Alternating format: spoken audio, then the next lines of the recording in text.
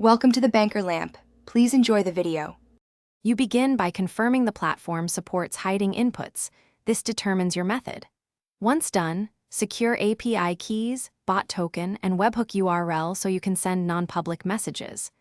Now choose a strategy.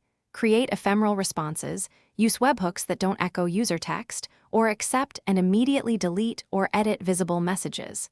Make sure to grant the bot only necessary scopes. These initial steps set up a reliable foundation and prevent accidental exposure of commands as you proceed. You now implement the hiding logic in your code. First, route the user input to your backend and never echo raw command text back to the public channel. Process it server-side. Next, use ephemeral or private response endpoints when they exist, because they keep replies visible only to the requester.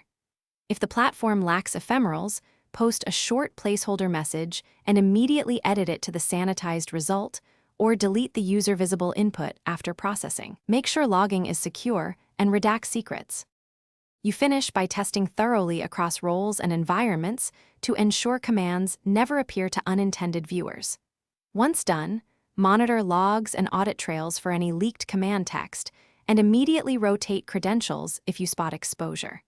Make sure rate limits and error handling are in place so hidden workflows don't fail noisily.